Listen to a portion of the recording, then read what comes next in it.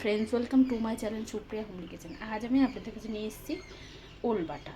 তো তার জন্য আমি ওলটাকে দেখুন, ওলটাকে ওল আর একটা হাফ একটুখানি ওল আর হাফ আলু সিদ্ধ করে নিয়েছি প্রেসারে দিয়ে।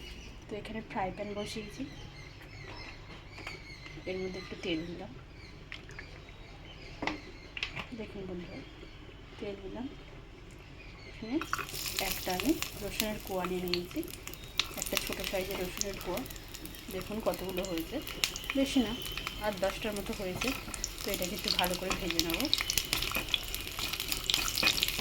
গন্ধ না ছাড়া পর্যন্ত ভালো করে ভেজে নেবো বন্ধুরা। ভেজে ফিরছি। তো দেখুন বন্ধুরা, রসুনটা আমার মোটামুটি ভাজা হয়ে গেছে। এর মধ্যে আমি কালো জিরে দিয়ে দেবো। কালো জিরেটা ভাজা হয়ে যাক ভালো করে।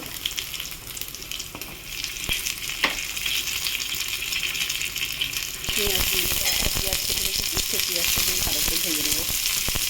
তো বন্ধুরা দেখুন, এবার এর মধ্যে আমি 4টে লঙ্কা দিয়ে দেবো। যে যেমন ঝাল খাবে, শুকনো লঙ্কা পারলে গোটা শুকনো লঙ্কাও দিয়ে দিতে পারে।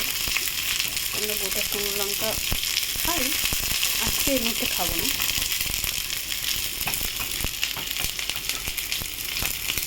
ভাজা করে আসছি। তো দেখুন, এতে বন্ধুরা আমরা স্বাদ মতো নুন দিয়ে দেবো। বেশ স্বাদ মতো নুন দিলাম অনেকটা, ওই যেরকম আলু মাখার মধ্যে লাগবে, আলু আর ওল মাখার মধ্যে নুন দিয়ে দিলাম।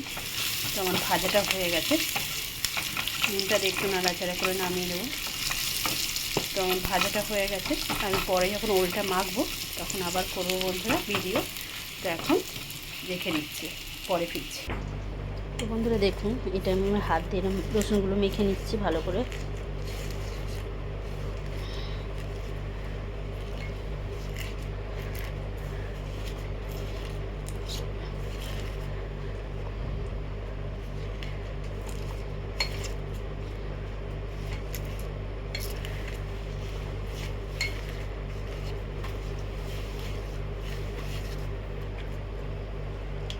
এবার ওলটা নিয়ে নিলাম।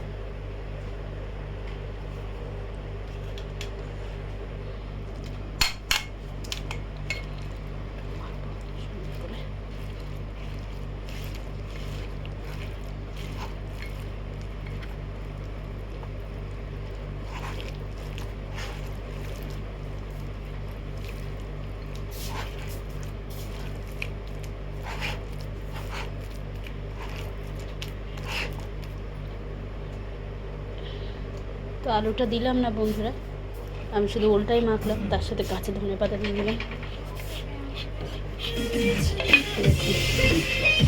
ধনেপাতা দিয়ে দিলাম। আমার রেডি ওল মাখা। তো আপনারা ট্রাই করবেন, ট্রাই করে কমেন্ট সেকশনে কমেন্ট করে জানাবেন আপনাদের খেতে কেমন লেগেছে। আর আমার চ্যানেলটা লাইক অ্যান্ড সাবস্ক্রাইব করে দেবেন। Thank you for watching. Bye bye বন্ধুরা।